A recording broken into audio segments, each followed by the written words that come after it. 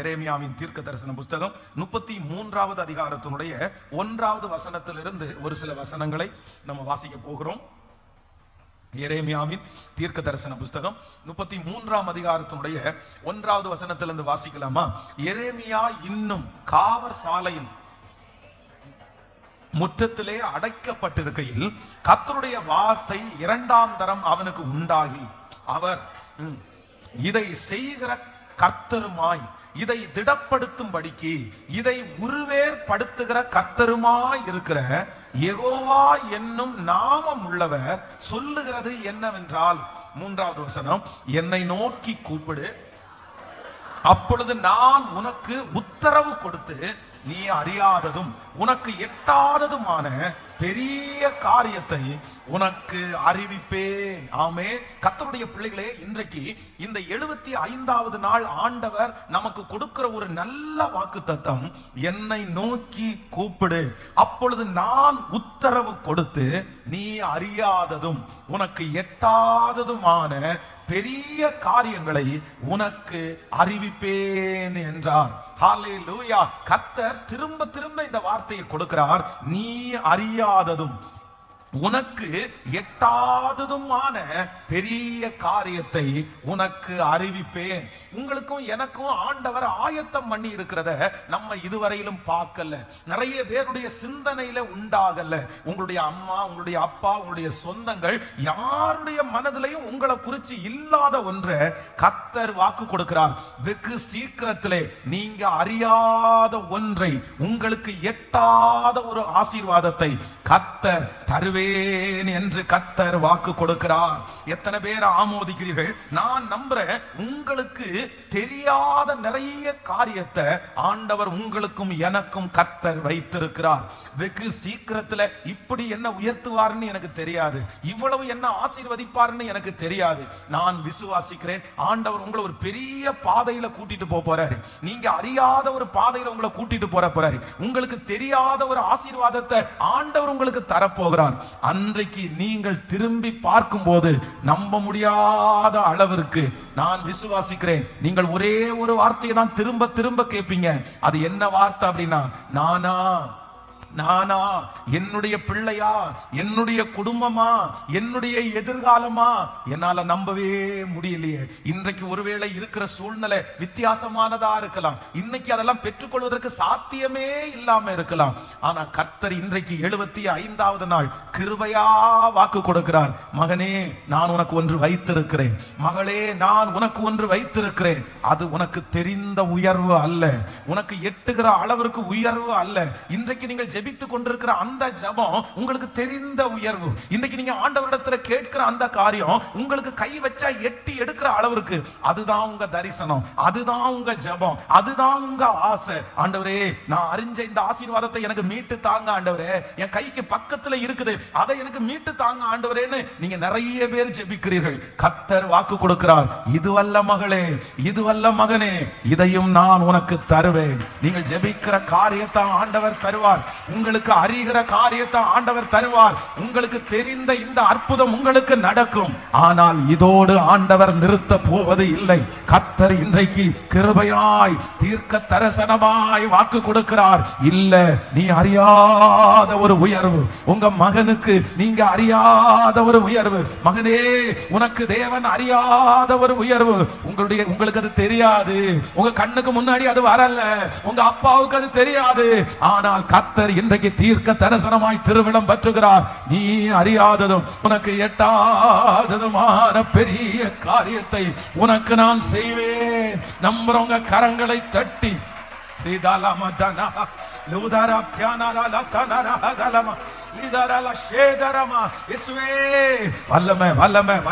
நீங்க அறியாத ஒரு சமாதானம், நீங்க அறியாத ஒரு மகிமை, நீங்க அறியாத ஒரு வெற்றி, இப்போ உங்களுக்கு எட்டாத ஒரு உயரம், உன் மகனுக்கு எட்டாத ஒரு உயரம், உங்க மகளுக்கு எட்டாத ஒரு உயரத்தை கர்த்தர் இப்பொழுது அபிஷேகத்துல நிறைஞ்சு ஜெபிக்க அவருடைய வல்லமை லத்தர தேரமா தன்னரல தேகதரமா. ஆமென்.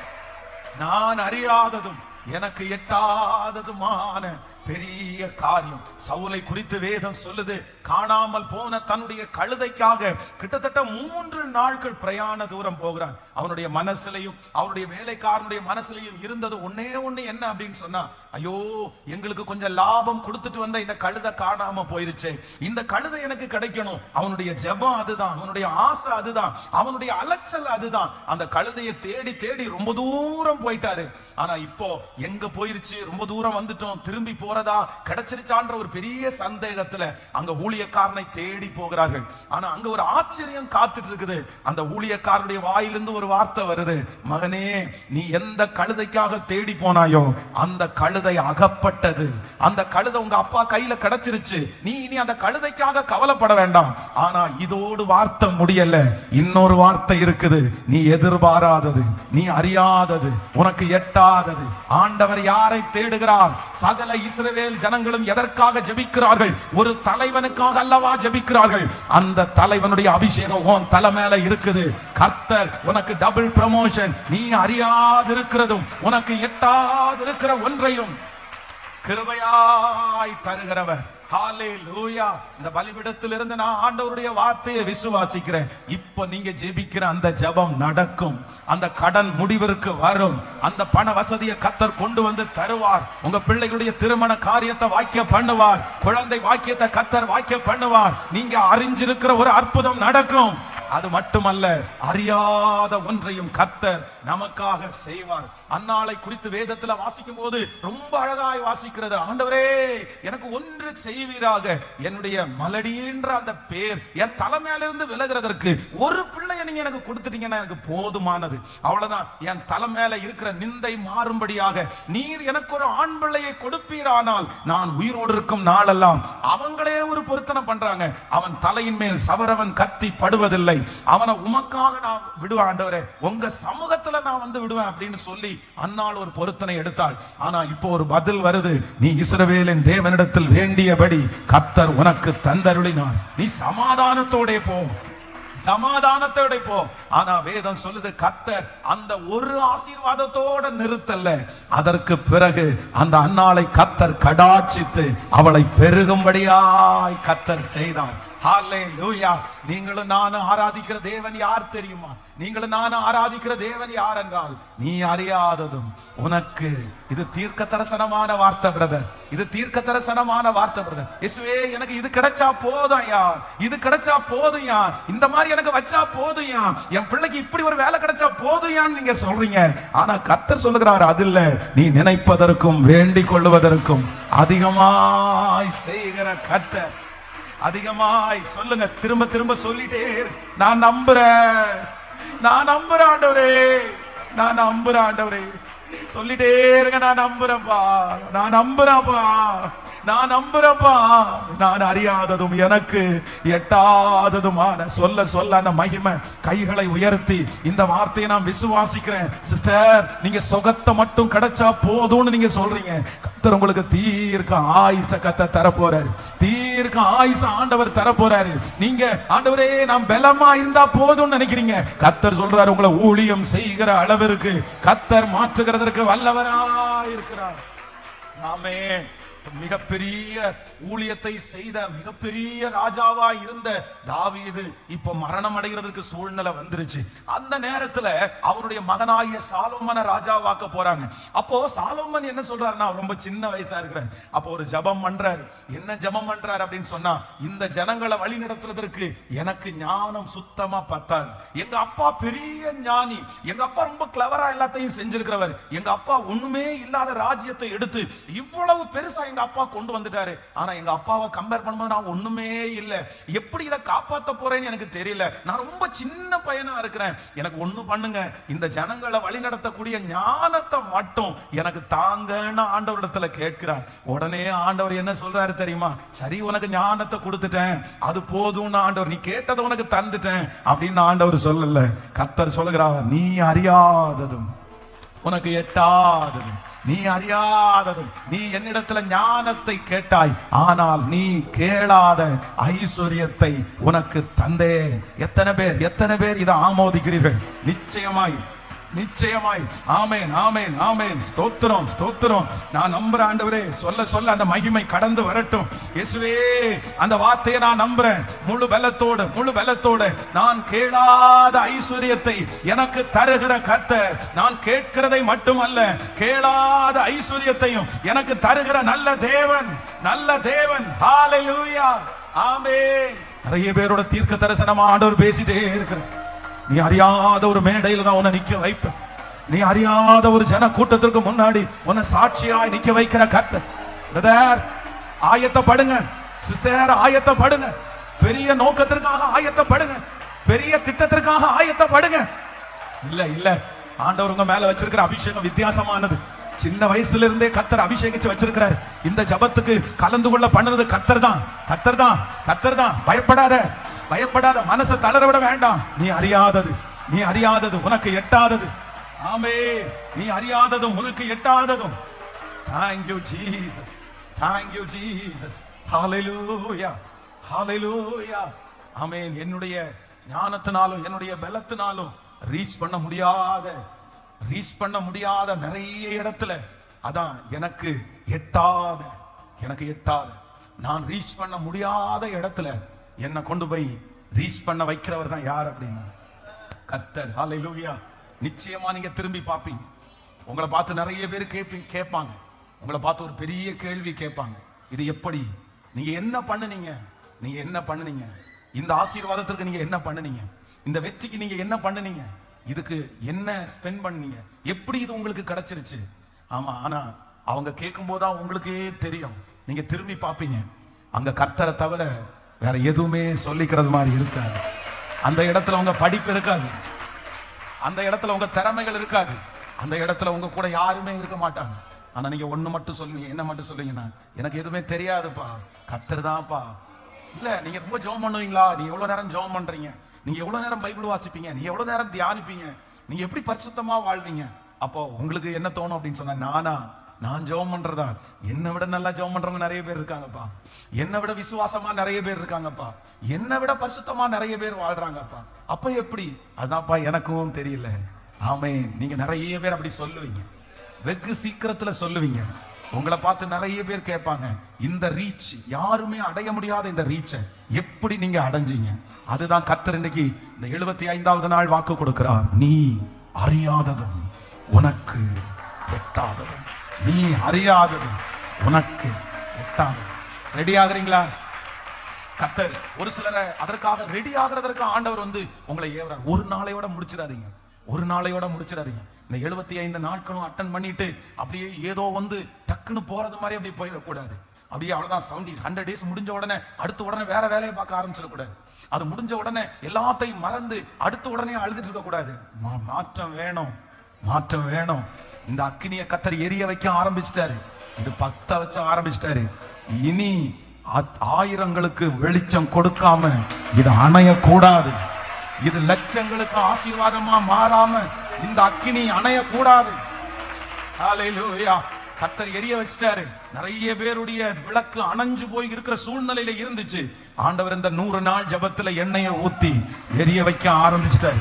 விசுவாசத்தை கர்த்தர் ஸ்டார்ட் பண்ண ஆரம்பிச்சிட்டாரு.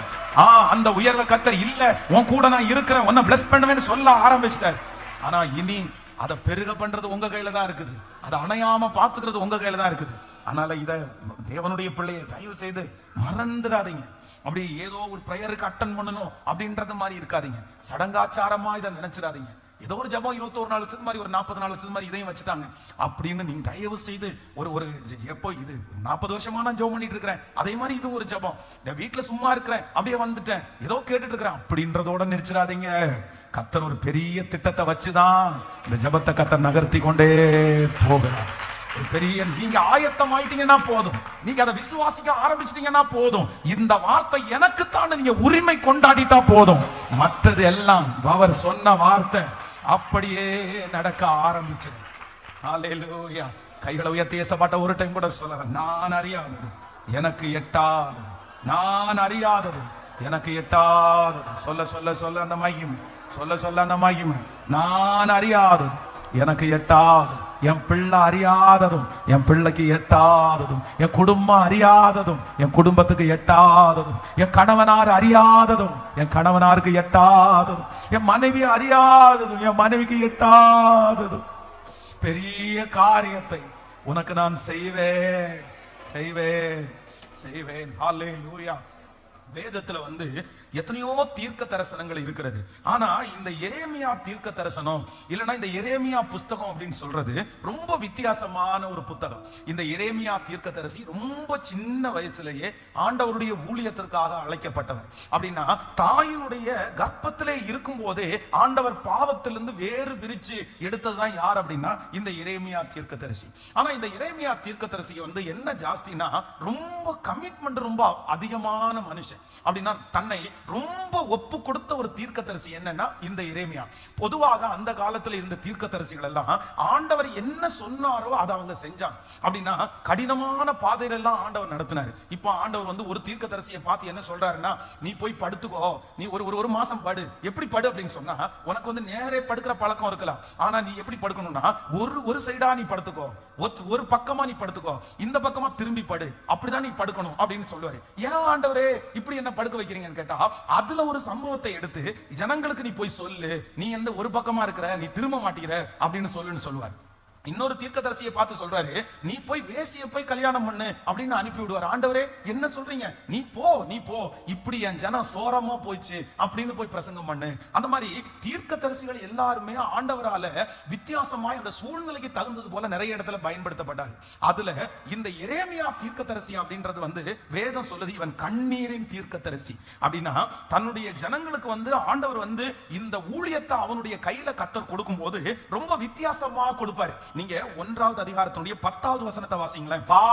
பிடுங்கவும் இடிக்கவும் அழிக்கவும் கவிழ்க்கவும் கட்டவும் நாட்டவும் உன்னை நான் இன்றைய தினம் ஜாதிகள் மேலும் ராஜ்யங்களின் மேலும் ஏற்படுத்தினேன் என்று கர்த்தர் என்னுடனே சொல்றார். அப்படின்னா இந்த எரேமியா தீர்க்கதரிசிக்கு ஆண்டவர் கொடுத்த முதல் ஊழியம் என்ன அப்படின்னா, பிடுங்குற ஊழியத்தை ஆண்டவர் கொடுத்தாராம்.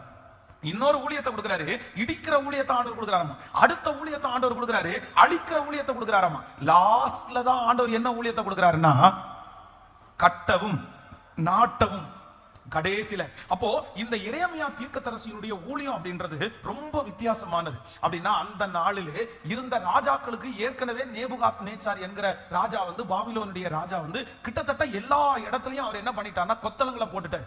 யாரும் வெளியே போகவும் முடியாது, உள்ள வரவும் முடியாத அளவுக்கு அந்த இஸ்ரவேல் ஜனங்களுடைய நாடு முழுக்க அவன் அரசாட்சி பண்றதுக்காக அவங்களை முதல்ல ஒரு நாட்டை பிடிக்கிறதுக்கு முன்னாடி அடுத்த நாட்டு ராஜாக்கள் என்ன பண்ணுவாங்கன்னா சுத்தி அவங்க க்ளோஸ் பண்ணிடுவாங்க, யாரையுமே வெளியே போக விட மாட்டாங்க உள்ள. அப்படி இந்த நேபுகாத் நேச்சர் பண்ணியாச்சு. அப்போ இந்த ராஜாக்கள் அவனிடத்துல கேட்கிறாங்க, இந்த மாதிரி பண்ணிருக்காங்களா, கர்த்தர் எங்களை ஜெயிக்க பண்ணுவாரா அப்படின்னு அந்த ஜனங்கள் கேட்கும் போது, ராஜா கேட்கும் போது இந்த எரேமியா தீர்க்கதரிசி என்ன பதில் சொல்லணும்னா, இல்லப்பா எல்லாத்தையும் புடிச்சிட்டு போயிருவாங்க, உன்னை கொன்றுவாங்க, உன் பிள்ளைய கொன்றுவாங்க, உன் கண்ணை நோண்டிடுவாங்க, இப்படின்னு ஒரு பிரசங்கம் பண்ண இப்படி அவர் பதில் சொல்லணும். இந்த மாதிரி அன்னைக்கு இருந்த வேறு தீர்க்கதரிசிகள் என்கிற சிலர் என்ன பண்ணாங்கன்னா, இல்ல பொய் தீர்க்க தரிசனம் சொன்னாங்க, ஆண்டவர் உங்களுக்கு கொடுப்பாரு அப்படின்னா நிறைய பொய் தீர்க்க தரிசனம் சொன்னாங்க. இந்த தீர்க்கதரிசி உண்மையை பேசினார்.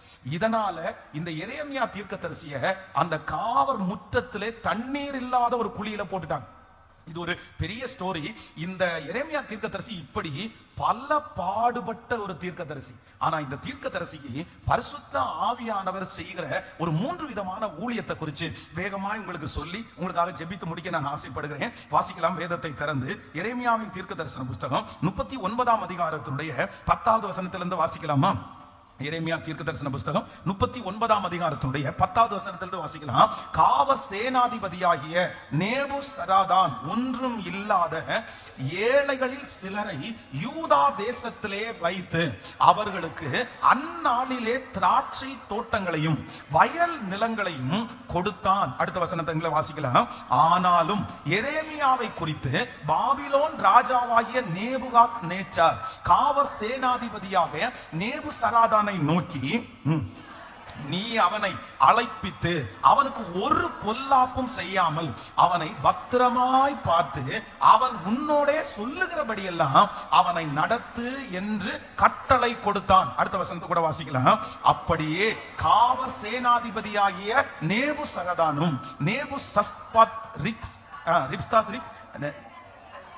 என்பவர்கள் பாபிலோன் ராஜாவின் எல்லா பிரபுக்களும் எரேமியாவை காவல் சாலையின் முற்றத்திலிருந்து வரவழைத்து அவனை வெளியிலே வீட்டுக்கு அழைத்து கொண்டு போகும்படி அவனை சாப்பானுடைய குமாரனாகிய ஆகிமின் மகனாகிய கெதலியாவினிடத்தில் ஒப்புவித்தார்கள். அப்படியே அவன் ஜனத்திற்குள்ளே தங்கி இருந்தான். அடுத்த வசனத்துக்குள்ள இதுவும் அல்லாமல் எரேமியா இன்னும் காவல் சாலை முற்றத்திலே அடைக்கப்பட்டிருக்கையில் அவனுக்கு கர்த்தரால் உண்டான வசனம். ஹல்லேலூயா.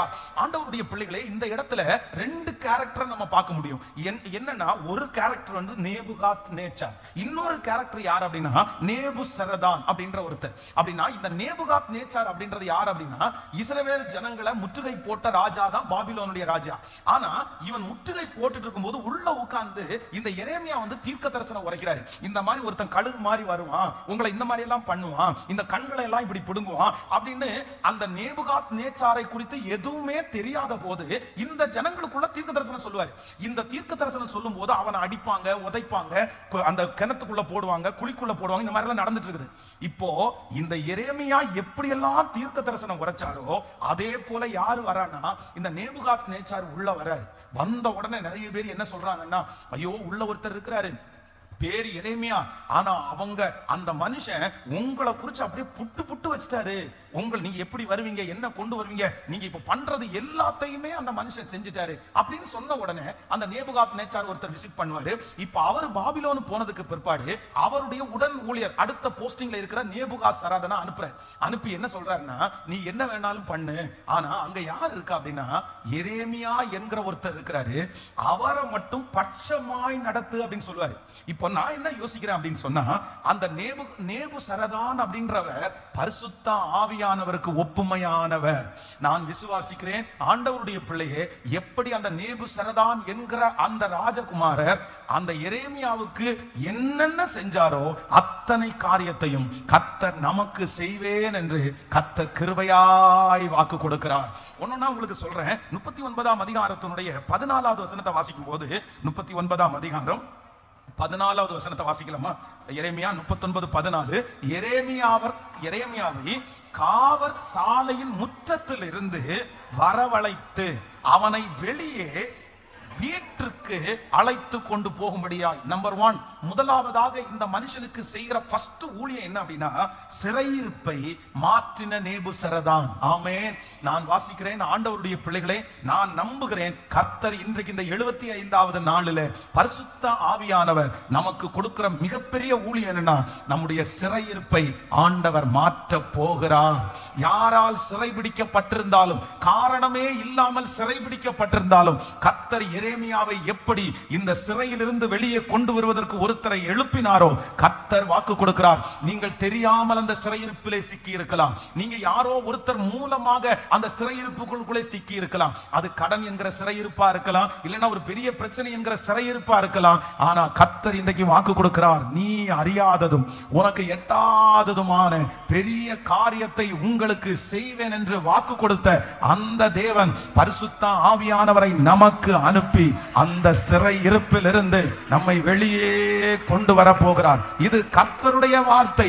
நீங்கள் தெரியாம மாட்டி இருக்கிற அந்த சிறையிருப்பில் இருந்து அப்பா உங்களை சீக்கிரமா வெளியே கொண்டு வருவார். இது பரிசுத்த ஆவியானவர் இந்த ஊழியத்தை கர்த்தர் செய்ய வல்லவராயிருக்கிறார். ஆமென். இந்த சிறையிருப்பில் இருந்து எரேமியாவை வெளியே கொண்டு வர முடியாது. ஏற்கனவே உங்களுக்கு நான் சொல்லி இருக்கிறேன். ஏன் அப்படின்னா இவனை சிறையிருப்புக்குள்ளே போட்டவங்க இப்ப அந்த இடத்துல இல்ல. அவங்களுக்கு ஒரு பெரிய பிரச்சனை வந்துச்சு. இவனை ராஜாக்கள் தான் சிறையிருப்புக்குள்ள போடுறாங்க. இவன் அந்த காவல் கிடங்குக்குள்ள போட்டது யாருன்னா ராஜாக்கள். அவனை போட்டுட்டு இவங்க மறந்துட்டாங்கன்னு சொல்ல முடியாது. அதுக்குள்ள பெரிய பிரச்சனை ஆயிடுச்சு. அதுக்குள்ள சுத்தி இவங்களை அரெஸ்ட் பண்ண ஆரம்பிச்சாங்க. அப்போ எல்லாரும் யார மறந்துட்டாங்கன்னா எரேமியாவை எல்லாரும் மறந்துட்டாங்க. ஆனா எல்லாரும் மறந்தாலும் சிறையிருப்புக்குள்ளே இருக்கிற எரேமியாவை யாரும் மறக்கலன்னா கர்த்தர் மறக்கல. நான் விசுவாசிக்கிறேன், இன்றைக்கு இந்த பிரச்சனைக்குள்ள அனுப்புன நிறைய பேரு பெரிய ஆட்களா இருக்கலாம், ஆனா இன்னைக்கு அவர்களே மறந்து இருக்கலாம். அவங்க நினைச்சா இந்த பிரச்சனையில இருந்து ஒரே நிமிஷத்துல உங்களை வெளியே கொண்டு வந்திருக்கலாம். அவங்க நினைச்சாங்கன்னா இந்த பிரச்சனையில உங்களுக்கு சப்போர்ட் பண்ணி இருக்கலாம். ஆனா அவர்கள் ஒருவேளை உங்களுக்கு உதவியே செய்ய முடியாத சூழ்நிலையில அவங்க ஒரு பெரிய சிக்கலுக்குள்ள மாட்டி இருக்கலாம். இந்த சத்தத்தை கேட்கிற யாரோ ஒருத்தர் சொல்லலாம், பாஸ்டர் நான் அவங்கள நம்பிதான் இந்த காரியத்துல இறங்கினேன், இதை நம்பிதான் இந்த காரியத்தை நான் செஞ்சேன், இவங்க இருக்கிற சப்போர்ட்ல தான் நான் எல்லாத்தையும் செஞ்சேன், ஆனா அவங்களுக்கே இப்படிப்பட்ட ஒரு சூழ்நிலை வரும்னு எனக்கு தெரியல, இப்ப அவங்க ஒரு பெரிய சிக்கல்ல சிக்கிட்டதுனால என்னால இதுல இருந்து வெளியே வர முடியல அப்படின்னு யாரோ ஒருத்தர் நினைக்கலாம். நான் விசுவாசிக்கிறேன், நம்மை அந்த சிக்கலுக்குள்ள கொண்டு போய் போட்ட வல்லமை உள்ளவர்கள் அதற்கு உதவி செய்ய முடியாமற் போனாலும் நீங்களும் நானும் ஆராதிக்கிற கர்த்தர் அந்த சிறையிருப்பிலிருந்து உங்களை வெளியே கொண்டு வருவதற்கு கர்த்தர் வல்லவர், கர்த்தர் வல்லவர். ஆமென், ஆமென். பரிசுத்த ஆவியானவர் இன்றைக்கு கிருபையாய் நமக்கு வாக்கு கொடுக்கிறார். நான் உன்னை ஆமென் சிறையிருப்பிலிருந்து வெளியே கொண்டு வருவேன் என்று கர்த்தர் வாக்கு கொடுக்கிறார். ஆமென். நம்பர் 1, முதலாவதாக எரேமியாவுக்கு ஏசப்பா ஆண்டவர் பண்ணின ஊழியம், பரிசுத்த ஆவியானவர் செய்த ஊழியம் என்னன்னா, சிறையிருப்பிலிருந்து கர்த்தர் அவனை வெளியே கொண்டு வந்தார். ஆமென். கைகளை உயர்த்தி ஜெபம் பண்ணுங்களா, இயேசுவே. எஸ், அந்த சிறையிருப்பிலிருந்து நீங்க வெளியே வருவீங்க. அந்த வியாதி என்கிற சிறையிருப்பிலிருந்து ஆண்டவர் உங்களை வெளியே கொண்டு வருவார். எல்லாரும் மறந்த அந்த இடத்திலிருந்து கர்த்தர் உங்களை ஞாபகம் வச்சு கர்த்தர் வெளியே கொண்டு வருவார். அந்த குழியில் இருந்து தூக்கி விடுவதற்கு கர்த்தர் ஒருத்தரை அனுப்புவார். நல்ல நம்பிக்கையோட விசுவாசத்தோட எஸ் நல்ல சத்தமா நீங்க ஜெபம் பண்ணுங்க. இந்த சிறையிருப்பிலிருந்து ஏசப்பா நிறைய பேரை கொண்டு வர போகிறார். இது தீர்க்க தரிசனமான வார்த்தை. பாஸ்டர் என் கூட ஆண்டவர் நேருக்கு நேர் பேசுறாரு, நீங்க சொல்றது எல்லாமே உண்மை. என்ன இந்த பிரச்சனைக்குள்ள கொண்டு போனவங்களுக்கு ஒண்ணுமே பண்ண முடியாம இன்னைக்கு இருக்கிறாங்க. அவங்கள நம்பிதான் இதுல நான் இறங்கினேன், அவங்கள நம்பிதான் இந்த பிரச்சனைக்குள்ள நான் கடந்து போனேன், அவங்க இருக்கிற தைரியத்துல எல்லாத்தையுமே செஞ்சேன். ஆனா இன்னைக்கு அவங்க கை விரிச்சிட்டாங்க, இன்னைக்கு அவங்களால உதவி செய்ய முடியல, அவங்க மறந்துட்டாங்க, அவங்க வெளியூருக்கு போயிட்டாங்க. ஆனா கர்த்தர் யார் மறந்தாலும் யார் போனாலும் நான் உன்னை விட்டு விலகுவதும் இல்லை, உன்னை கைவிடுவதும் இல்லை என்று சொன்ன கர்த்தர் இருக்கிறதுனால அந்த சிறையிருப்பிலிருந்து பிள்ளைய வெளியே கொண்டு வர்றாரு. அந்த வாலிப தம்பியை ஆண்டவர் வெளியே கொண்டு வருவாரு. ஆமென். Thank you Jesus. Thank you Jesus. Hallelujah. Number 2, இரண்டாவதாக இந்த பரிசுத்த ஆவியானவர் செய்கிற இரண்டாவது ஊழியம். நீங்கள் 40ஆம் அதிகாரத்தை எடுத்துக்கொள்ளுங்கள். ஏசாயாவின் தீர்க்க தரிசன புஸ்தகம் 40வது அதிகாரத்தினுடைய 5வது வசனத்தை வாசிக்கலாமா? ஆமென். 40ஆம் அதிகாரம் 5வது வசனத்தை வாசிக்கலாம். கர்த்தரின் மகிமை வெளியரங்கமாகும். ஆமென். மாம்சமான யாவரும் அதை ஏகமாய் காணும். கர்த்தரின் வாக்கு அதை உரைத்தது என்றும் வனாந்தரத்திலே கூப்பிடுவருடைய சத்தம் உண்டாயிற்று. இன்னொரு வசனத்தை கூட வாசிக்கலாம். 39ஆம் அதிகாரத்தினுடைய நம்ம 15வது வசனத்திலிருந்து வாசிக்கலாமா? 9ஆம் அதிகாரத்தினுடைய 15ல இருந்து வாசிக்கலாமே. அப்படியே 15ல இருந்து வாசிக்கும் போது, இதுவும் அல்லாமல் எரேமியா இன்னும் காவற்சாலை முற்றத்திலே அடைக்கப்பட்டிருக்கையில் அவனுக்கு கர்த்தரால் உண்டான வசனம். அடுத்த, நீ போய் எத்தியோப்பியனாகிய எபித்மலேக்கு சொல்ல வேண்டியது என்னவென்றால், இதோ என்னுடைய வார்த்தைகளை இந்த நகரத்தின் மேல் நன்மையாய் அல்ல, ஆமென், அவைகள் அந்நாளிலே உன் கண்களுக்கு முன்பாக நிறைவேறும் என்று இஸ்ரவேலின் தேவனாகிய சேனைகளின் கர்த்தர் சொல்லுகிறார். இன்னொரு வசனத்தை கூட வாசிக்கலாம். 13, 14 கூட வாசிக்கலாமே. 13, 14 கூட வாசிக்கலாம். ஆமென். அப்படியே காவற் சேனாதிபதியாகிய நேபுசரதானும் கீழே அப்படியே வாசிக்கும் போது, பாபிலோன் ராஜாவின் எல்லா பிரபுக்களும். அடுத்த வசனம், எரேமியா காவற் சாலையின் முற்றத்திலிருந்து வரவழைத்து அவனை வெளியே வீட்டிற்கு அழைத்து கொண்டு போகும்படி அவனுடைய சாப்பானுடைய குமாரனாகிய ஆகிவின் மகனாகிய கெதலியாவினிடத்தில் ஒப்புவித்தார்கள். அப்படியே அவன் ஜனத்துக்குள்ளே தங்கி இருந்தான். ஹல்லேலூயா. இதுல 3 காரியத்தை நீங்க பார்க்க முடியும். ஒண்ணு என்ன அப்படின்னு சொன்னா, வெகுமதி. இன்னொன்று என்ன அப்படின்னா விடுதலை. மூன்றாவது என்ன அப்படின்னா வழி செலவிற்கான பணம். இந்த மூன்று காரியத்தையும் நேபுசரதான் பாத்தீங்கன்னா அந்த மனுஷனுக்கு கொடுக்கிறதாக நம்ம அங்க கீழே வாசிக்க முடியும். ஒண்ணு வேதம் சொல்லுது வெகுமதி. ஃபர்ஸ்ட் சொல்லுங்க பார்க்கலாம், எல்லாரும் சொல்லுங்க வெகுமதி.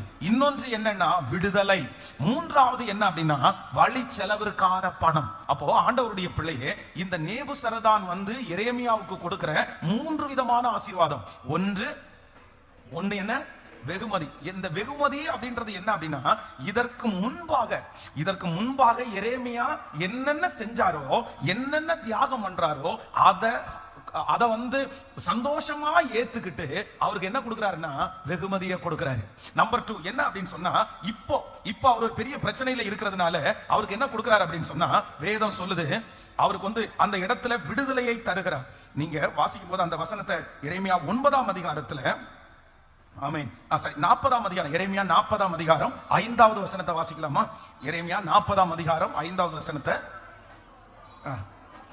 அவன் இன்னும் போகாமல் இருக்கும் போது அவன் இவனை நோக்கி, நீ பாபிலோனின் ராஜா யூதா பட்டணங்களின் மேல் அதிகாரியாய் வைத்த சாப்பானுடைய குமாரனாகிய ஆகீமின் மகனாகிய கெதலியாவினிடத்திற்கு திரும்பி போய் அவனோடே ஜனங்களுக்குள்ளே தங்கியிரு, இல்லாவிட்டால் எவ்விடத்திற்கு போக உனக்கு செவ்வையாய் தோன்றுகிறதோ அவ்விடத்திற்கு போ என்று சொல்லி காவல் சேனாதிபதி அவனுக்கு வழி செலவையும் வெகுமதியையும் கொடுத்து அவனை அனுப்பிவிட்டான். கவனிங்க, எல்லாரும் கவனிங்க. இந்த இடத்துல நான் உங்களுக்கு சொல்ற வசனம் உங்களுக்கு புரியும்னு நினைக்கிறேன். இன்றைக்கு ஆண்டவர் கொடுத்த வாக்குத்தத்தம் என்ன அப்படின்னு சொன்னா, ஃபர்ஸ்ட் ஆண்டவர் என்ன வாக்கு கொடுக்கிறாரு? நீ அறியாததும் உனக்கு எட்டாததுமான பெரிய காரியத்தை உனக்கு செய்வேன். கர்த்தர் இது யாருக்கு கொடுக்கிற வாக்குத்தத்தம்? எரேமியா மூலமாய் நம்மோடு பேசுகிறார். இந்த எரேமியா தீர்க்கதரிசிக்கு இப்போ காவல் சேனாதிபதியாகிய நேபுசரதான் மூன்று விதமான பிளஸிங்க தராரு. இந்த ஒரு வசனத்திலே அது எல்லாம் அடங்கி இருக்குது. நம்பர் 1, முதலாவதாக என்ன செய்யறாங்கன்னா அட் அ டைம் அவனுக்கு என்ன கிடைக்குது? சொல்லுங்க சத்தமா. அப்பா எரேமியா அப்ப எங்க இருக்காரு? காவல் சிறைக்குள்ள இருக்கிறாரு. அவருக்கு இந்த நேபுசரதான் உள்ள வந்த உடனே ஃபர்ஸ்ட் என்ன கிடைக்குதுன்னா விடுதலை கிடைக்குது.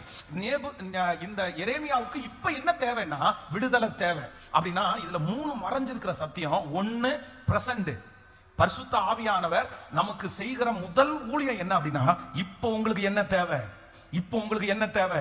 நான் விசுவாசிக்கிறேன் இந்த ஜெபத்துல நீங்க கலந்து கொண்டிருக்கும் போதே, இந்த 75வது நாள் ஜெபத்தை நீங்க கேட்டு கொண்டிருக்கும் போதே கர்த்தர் வாக்கு கொடுக்கிறார். இன்னைக்கு உங்களுக்கு என்ன தேவையோ, இந்த வாரத்துக்கு என்ன தேவையோ, இப்ப நீங்க என்ன பாதையில கடந்து போறீங்களோ அதிலிருந்து ஒரு விடுதலையை கொடுக்கிறதற்கு கர்த்தர் வல்லவராயிருக்கிறார். ஆமென். அவர் இன்றைக்கு தேவனாயிருக்கிறார். நம்பர் 2, இரண்டாவதாக இந்த நேபுசரதான் இரண்டாவது அவருக்கு சொல்றது என்ன அப்படின்னு சொன்னா, கீழே வாசிக்கும் போது காவல் சேனாதிபதி அவனுக்கு வழி செலவையும் என்ன கொடுக்கிறாரு? வழி செலவு எதுக்கு? வழி செலவு அப்படின்னா இவருக்கு காசை கையில கொடுத்து நீ எங்க வேணாலும் ஒண்ணு என் கூட வா, நான் உனக்கு பாபிலோன்ல என்ன கட்டி தரேன்? உனக்கு வீடு கட்டி உனக்கு நல்ல சந்தோஷமா வைக்கிறேன். எரேமியா பார்த்து கேட்கிறாரு. ஆனா எரேமியாவுக்கு இப்படிப்பட்ட ஒரு ஆப்பர்ச்சுனிட்டி வரும்போது அவர் போல. அவர் என்ன பண்ணாருன்னா இஸ்ரவேலிலே இருந்து தன்னுடைய ஜனங்களுக்காக அழுது அவர் ஜெபம் பண்ணிட்டு அங்க போல. இந்த நேபுகாத் நேச்சார் இந்த எரேமியாவுடைய இவ்வளவு பெரிய ஊழியத்தை பார்த்துட்டு வேந்துட்டாரு. இப்படிப்பட்ட ஒரு மனுஷனா, இப்படிப்பட்ட ஒரு தீர்க்கதரிசியா, நீங்க வாங்கயா என் ஊருக்கு வாங்க, உங்களை நல்லா வச்சுக்கணும் ஆளை வச்சு கூப்பிடுறாரு. ஆனா எரேமியா போல. எரேமியா போகாதது தெரிஞ்ச உடனே ஃபர்ஸ்ட் என்ன பண்றாருன்னா ஜெயில இருந்து அவரை ரிலீஸ் பண்றாரு. இது என்னன்னா இப்ப தேவை. நம்பர் 2, இரண்டாவது என்ன கொடுக்குறாருன்னா கொஞ்சம் பணத்தை, வழி செலவுக்கான பணத்தை அவர் கொடுக்கிறார். இது என்ன அப்படின்னு சொன்னா அடுத்த நாளைக்கு நான் விசுவாசிக்கிறேன் பரிசுத்த ஆவியானவர் இரண்டாவதாக உங்களுக்கும் எனக்கும் ஊழியம் எதுக்கு செய்யறாருன்னா நாளைக்கானதை கர்த்தர் பார்த்து கொள்ளுவார். உங்க பிள்ளைகளுக்கு நாளைக்கு என்ன தேவையோ கர்த்தர் பார்த்து கொள்ளுவார். உங்களுக்கு என்ன தேவையோ கர்த்தர் பார்த்து கொள்ளுவார். இந்த சத்தத்தை கேட்கிற யாரோ ஒருத்தர் நினைக்கலாம், பாஸ்டர் கடைசி காலத்துல என்ன யார் வச்சு பார்த்துக்குவா? நான் எப்படி இருப்பேன்? நான் எப்படி பலமா இருப்பேனா, பலவீனமா இருப்பேனா? நீங்க குழம்பலாம், ஆனா கர்த்தர் இன்னைக்கு கரத்தை பிடிச்சு வாக்கு கொடுக்கிறார். எரேமியாவிற்கு வழி செலவுக்கு பணத்தை கொடுத்து இனி இருக்கிற வாழ்க்கையை நான் பார்த்துக்குவேன்னு பரிசுத்த ஆவியானவர் சொல்லுவார். ஆனால் இன்று ஆண்டவர் உங்களுக்கு கிருபையாய் வாக்கு கொடுக்கிறார். இதுவரையிலும் உன்னை நடத்தினேன், இப்பொழுதும் உன்னை நடத்தி கொண்டிருக்கிறேன். இனிமேலும் நல்ல கைகளை தட்டி முழு பலத்தோடு இதுவரையிலும் நடத்தினவர் கர்த்தர், இப்பொழுது நடத்தி கொண்டிருக்கிறவர் கர்த்தர், இனிமேலும் நடத்துகிறவர் கர்த்தர், ஆச்சரியமாய் நடத்துவார். ஹல்லேலூயா. மூன்றாவது இந்த நேபுசரதான் கொடுக்கிற மூணாவது என்ன அப்படின்னு சொன்னா வெகுமதி. வெகுமதின்றது என்ன? வெகுமதின்றது பரிசு. இந்த பரிசு யாருக்கு கொடுப்பாங்க? ஏற்கனவே ஜெயிச்சவங்களுக்கு பரிசு கொடுப்பாங்க. அப்போ எரேமியாவுக்கு 3 விதமான ஊழியம் நடக்குது. 1, இதுவரைக்கும் செஞ்சதுக்கு உனக்கு என்ன கிடைக்குது? வெகுமதி. நம்பர் 2, இரண்டாவதாக இப்போ உங்களுக்கு என்ன கிடைக்குது? சிறையிலிருந்து விடுதலை. நம்பர் 3, மூணாவது உன் கையில கொஞ்சம் பணத்தை கொடுத்து வழி செலவுக்கா வச்சுக்கோ. இப்ப எரேமியாவுடைய முழு வாழ்க்கையும் யார் கையில எடுத்தன்னா ஹோலி ஸ்பிரிட், பரிசுத்த ஆவியானவர். இந்த 75வது நாள் நம்மத்திலே உலாவி கொண்டிருக்கிற பரிசுத்த ஆவியானவர் என் வாழ்க்கை முழுக்க அவர் அப்படியே கையில எடுக்கிறாரு. உங்க வாழ்க்கையை கையில எடுக்கிறாரு, உங்க எதிர்காலத்தை கையில எடுக்கிறாரு. கர்த்தர் வாக்கு கொடுக்கிறார், இதுவரையிலும் நீங்க வடிச்ச கண்ணீருக்கு ஒரு வெகுமதியை கர்த்தர் தருவார். இதுவரைக்கும் பட்ட பாடுகளுக்கு ஒரு வெகுமதியை ஆண்டவர் தருவார். ஆமென், ஆமென். கர்த்தருக்கு சித்தமானால் வருகிற ஆண்டு நீங்கள் துன்பத்தை கண்ட நாட்களுக்கு சரியா ஆண்டவர் மகிழ்ச்சியாக்குவார். இதுவரைக்கும் பட்ட பிரயாசத்தை கர்த்தர் திரும்ப தருவார். ஹல்லேலூயா. இவ்வளவு பிரயாசப்பட்டு, இவ்வளவு முயற்சி எடுத்து, இவ்வளவு உழைச்சு எனக்கு ஒரு ஆசீர்வாதத்தை பார்க்க முடியலையே, ஒரு வளர்ச்சியை பார்க்க முடியலையே, ஒரு உயர்வை பார்க்க முடியலையே, நான் செஞ்சதுக்கெல்லாம் ஒரு ரிவார்டு கூட எனக்கு கிடைக்கலையே. ஆனா ஆண்டவர் இன்றைக்கு கிருபையாய் வாக்கு கொடுக்கிறாரு. இல்ல, இந்த 3 ஊழியத்தையும் கர்த்தர் கிருபையாய் செய்ய போறாரு. சொல்லுங்க பார்க்கலாம். இதுவரை இருந்தவரும் இருக்கிறவரும் வருகிறவருமாகிய கர்த்தர் உங்களுக்கு ஒரு வெகுமதி கொடுக்கப்பட போகுது. பிரதர், ஒரு வெகுமதியை கர்த்தர் தரப்போறாரு. நீங்க வடிச்ச கண்ணீருக்கு ஒரு வெகுமதியை தரப்போறாரு. நீங்க போட்ட முழங்காலுக்கு ஒரு வெகுமதியை கர்த்தர் தரப்போறாரு. நீங்க பட்ட பிரயாசத்திற்கு வெகுமதியை தரப்போறாரு. கர்த்தர் வாக்கு கொடுக்கிறார், நீ என்னுடைய நாமத்திற்காய் காண்பித்த அன்புள்ள பிரயாசத்தை மறந்து விடுவதற்கு அவர் அநீதி உள்ள தேவன் அல்ல. கர்த்தர் பரிசு கொடுக்கிற காலம் வந்துருச்சு. கர்த்தர் பரிசு கொடுக்கிற காலம் வந்துருச்சு. இந்த 100 days முடிச்சதற்கு பிறகு உங்களுக்கு ஒரு பரிசளிப்பு விழா நடக்கும். உங்களுக்கு ஒரு பரிசளிப்பு விழா நடக்கும். அதுல இதுவரைக்கும் நீங்க செஞ்ச எல்லாவற்றையும் கர்த்தர் கணக்கு பார்த்து கிருபையாய் கர்த்தர் நடத்துவார். நம்பர் 2, ஆண்டவர் வாக்கு கொடுக்கிறார், உன்னுடைய சிறையிருப்பை நான் மாற்றுவேன். அட் பிரசன்ட் நீங்க கடந்து போகிற சூழ்நிலையை குறித்து எவ்வளவேனும் பயப்படாதீங்க. உங்களை வெளியே கொண்டு வருவதற்கு பரிசுத்த ஆவியானவர் ஒரு முயற்சியை எடுப்பார். இந்த பிரச்சனையிலிருந்து நீங்க வெளியே வந்துருவீங்க. இந்த சிறைச்சாலையிலிருந்து நீங்க வெளியே வந்துருவீங்க. இந்த காவல் கடங்கிலிருந்து கர்த்தர் உங்களை வெளியே கொண்டு வருவாரு. பிரதர், இது தீர்க்க தரிசனமான வார்த்தை. இந்த கடனிலிருந்து ஆண்டவர் வெளியே கொண்டு வந்துருவாரு. இந்த வியாதியிலிருந்து உங்களை கொடி வெளியே கொண்டு வந்திருக்கிறாரு. இப்போ அட் பிரசன்ட் நீங்க சந்திக்கிற இந்த பிரச்சனையிலிருந்து பரிசுத்த ஆவியானவர் கர்த்தர் வாக்கு கொடுக்கிறார், உங்களை வெளியே கொண்டு வந்துருவார். ஆமென். நம்பர் 3, ஆண்டவர் கிருபையாய் வாக்கு கொடுக்கிறார், உனக்கு வழி செலவுக்கான பணம் இதுவரையிலும் நடத்தினேன், இனிமேலும் உன்னை நடத்துவதற்கு வல்லவராய் இருக்கிறார். இத்தனை நாட்களும் நடத்தின தேவன், இத்தனை நாட்களும் சுமந்த தேவன் இனியும் நடத்துவார், இனியும் ஏந்துவார், இனியும் சுமப்பார். ஆமென், ஹல்லேலூயா. நீ அறியாததும் உனக்கு எட்டாததும் என்னை நோக்கி கூப்பிடு, அப்பொழுது நான் உனக்கு மறு உத்தரவு கொடுத்து நீ அறியாததும் உனக்கு எட்டாததுமான பெரிய காரியத்தை செய்வேன். ஹல்லேலூயா. அப்படியே எழும்பி நிற்கலாமா? எல்லாரும் அப்படியே எழும்பி நிற்கலாம். Thank you holy spirit, thank you holy spirit. பரிசுத்த ஆவியானவர் நமக்கு ஒரு ஊழியம் செய்ய போறாரு. அதை நம்ம எல்லாரும் நிறைய நேரத்தில் சொல்லுவோம், பாஸ்ட், பிரசன்ஸ், ஃபியூச்சர்ல. ஆமா, இந்த காலம், போன காலம், இன்னும் வருகாலம், நிழல்காலம். ஆமா, 3 காலத்தையும் கர்த்தர் என்ன பண்ணுகிறவர்? அவருடைய கரத்திலேயே வைத்திருக்கிறவர். ஹல்லேலூயா. இதுக்கு முன்னாடி எனக்கு போன காலத்தினுடைய பரிசை கர்த்தர் தருகிறவர். இப்போ என்னுடைய சூழ்நிலையிலிருந்து என்னை விடுதலை ஆக்குறவர். என்னுடைய வருங்காலத்துல என்னை நடத்துகிறதற்கு வாங்க. ஆமென். இந்த 40வது வசனத்தை ஒரு விஷயம் கூட வாசிக்கலாமா? ரொம்ப அப்படி நீங்க எடுக்க வேண்டாம், சும்மா வாசிக்கிறேன். அப்படியே அதில் பார்க்கும்போது ரொம்ப நல்லா இருக்கும். 40ஆம் அதிகாரத்தினுடைய 5வது வசனம், ஏசாயா 40:5 வாசிக்கும் போது இல்ல, எரேமியா 45:5. அவன் இன்னும் போகாமல் இருக்கும் போது அவன் இவனை நோக்கி,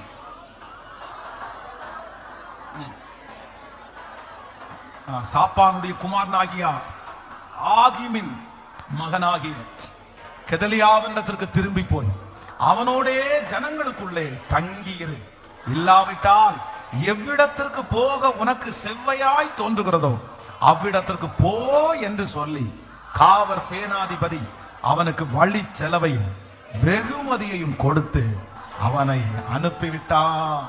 ஹல்லேலூயா. விசுவாசிக்கிறீர்களா? நம்முடைய வாழ்க்கையை முழுதும் யாரு கையில எடுக்க போறான்னா, கர்த்தர் கையில எடுக்க போறார். பரிசுத்த ஆவியானவர் கையில எடுக்க போறார். அவர் சொல்றார், நீ பயப்படாதீங்க. ஃபியூச்சரை குறிச்சு, எதிர்காலத்தை குறிச்சு யாரு கலங்கிட்டு இருந்தாலும் ஆண்டவர் சொல்றார், நீங்க பயப்படாதீங்க, பயப்படாதீங்க. உங்க ஃபியூச்சர், உங்க எதிர்காலம் ரொம்ப நல்லா இருக்க போகுது. உங்க எதிர்காலத்தை கர்த்தர் கையில எடுக்க போறார். உங்க எதிர்காலத்தில் அவர் எல்லாவற்றையும் உங்களுக்கு செய்ய போறார். ஹல்லேலூயா. Thank you Jesus. இந்த 75வது நாள ஆண்டவருடைய கிருபையாய் நம்ம முடிக்க போகிறோம். இதுவரையிலும் அவருடைய கரை நம்மோடு கூட இருந்துச்சு.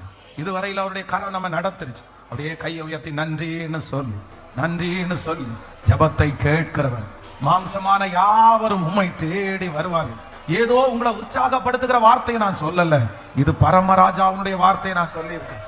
இங்க பிரசங்கம் பண்ணப்பட்ட வார்த்தை ஒரு மனிதனுடைய வார்த்தை அல்ல, இது கர்த்தருடைய வார்த்தை. இது தேவன் நமக்கு கொடுத்த வார்த்தை. நன்றி நன்றி நன்றி நன்றி நன்றி சொல்ல சொல்ல சொல்ல சொல்ல சிலரை கர்த்தர் சிறையிருப்பிலிருந்து கர்த்தர் வெளியே கொண்டு வர்றாரு. சிலருக்கு வெகுமதிகளும் ஆண்டவர் தரப்போறாரு. ஆமென். வெகுமதிகளும் ஆண்டவர் தரப்போறாரு. சிலருக்கு எதிர்காலத்திற்கான ஒரு வழியை கர்த்தர் திறக்க போறாரு.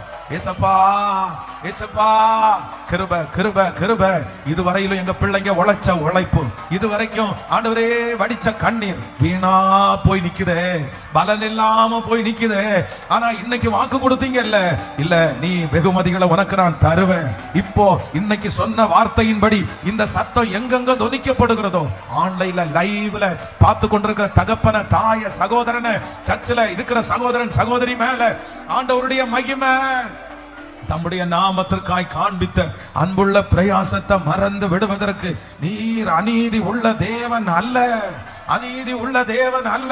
உம்முடைய ஊழியக்காரனாகிய நான் இப்பொழுது திறப்பில் நின்று இந்த பிள்ளைகளுக்காக ஜெபிக்கிறேன். ஐயா, உங்க பிள்ளை ஜெபிக்கிறப்பா, இறங்குமப்பா. இந்த 75 நாட்களா உங்க வார்த்தையை கேட்டுட்டே இருக்கிறாங்களே, ஒரு மாற்றம் வரட்டும், ஒரு விடுதலை வரட்டும். நிறைய பேர் கிண்டல் பண்றாங்கப்பா, உன் தேவன் எங்க? நீ இடைவிடாமல் ஆராதிக்கிற உன் தேவன் எங்க? நீ கத்தி கத்தி ஜெபம் பண்றீல, எங்க இருக்காரு? நீ இத்தனை நாளும் தேடுறல, என்ன நடந்துச்சு? எத்தனையோ பேர் கேட்கிறாங்களே. ஆனா நீங்க அதிலிருந்து இருந்து விடுதலை தர முடியும். அவர்கள் கண்களுக்கு முன்பாக உன்னை மேன்மைப்படுத்துவேன்னு சொன்னீங்களே. நீ வெட்கப்பட்டு போன இடத்துல உன் தலையை நான் நிமிர பண்ணுவேன். நீ இழந்ததை உனக்கு நான் திரும்ப தருவேன். உன் கூட கர்த்தர் இருக்கிறார் என்றதை உன்னை பகைச்சவங்க கண்டுபிடிச்சிருவாங்கன்னு சொன்னீங்கல்ல. இப்போ இப்போ இப்போ ராஜா, இன்னைக்கு சொன்னீங்களே அந்த வார்த்தையின்படி நீ அறியாததும் உனக்கு எட்டாததும் மான. நன்றி ஐயா. வியாதிக்காக ஜெபிக்கிறவர்களுக்கு அதிலிருந்து விடுதலை கிடைக்கட்டும் ஆண்டவரே. வேலைக்காக ஜெபிக்கிறவர்களுக்கு ஒரு அற்புதம் நடக்கட்டும் ஐயா. கடன் பாரத்திற்காக ஜெபிக்கிறவர்களுக்கு ஒரு அற்புதம் நடக்கட்டும். திருமண காரியம் ராஜா வீட்டு கல்யாணம் போல நடக்கட்டும். குழந்தை பாக்கியத்தை கொடுத்து கர்த்தர் நீர் எங்க பிள்ளைகளை நடத்துவீராக. ஆமென். ஸ்தோத்திரம் ஸ்தோத்திரம் ஸ்தோத்திரம். ஏறெடுக்கப்படுகிற அத்தனை ஜெபத்திற்கும் உங்க செவிகள் கேட்டதா இருக்கட்டும் ஆண்டவரே. எத்தனையோ பேருக்கு இந்த வார்த்தை கிடைக்கலையா, எங்களுக்கு தந்தீங்களையா. எங்களை தைரியப்படுத்துறதுல உங்களுக்கு இவ்வளவு ஆர்வம் இருக்கியா? இந்த வார்த்தைகளை நம்பக்கூடிய கிருபையை கர்த்தர் எங்களுக்கு தாங்கயா, தாங்க ஆண்டவரே. ஸ்தோத்திரம்பா ஸ்தோத்திரம்பா ஸ்தோத்திரம்பா. உங்க கிருபையினால மூடிக்கொள்ளும். ஆன்லைன்ல லைவ்ல இருக்கிற பிள்ளைகளை கர்த்தர் ஆசீர்வதி. இந்த சத்தத்தை கேட்கிற பிள்ளைகளை ஆசீர்வதி. தொடர்ந்து உங்க பிரசன்னம் கிருபையா எங்களை நடத்தட்டும். உங்க பாதத்தை நாங்க முத்தம் செய்கிறோம். இயேசுவின் மூலம் ஜெபம் எடுக்கிறோம் நல்ல பிதாவே. ஆமென். என் ஆத்துமாவே கர்த்தரை ஸ்தோத்திரி, என் முழு உடம்பே அவர் பரிசுத்த நாமத்தை ஸ்தோத்திரி. என் ஆத்துமாவே கர்த்தரை ஸ்தோத்திரி. கர்த்தர் செய்த சகல உபகாரங்களையும் மறவாதே. ஆமென். நம்முடைய ஆண்டவராகிய இயேசு கிறிஸ்துவின் கிருபை, பிதாவாகிய தேவனுடைய அன்பு, பரிசுத்த ஆவியானுடைய அந்யோன்ய ஐக்கியம் நம்மனோடும் இன்றும் என்றும் சதா காலம் கூட இருப்பதாக. ஆமென். ஹல்லேலூயா, ஹல்லேலூயா, ஹல்லேலூயா. So God bless you. நான் அல்ல இயேசுவே என்னில் வாழ்கின்றார், இனி நான் அல்ல இயேசுவே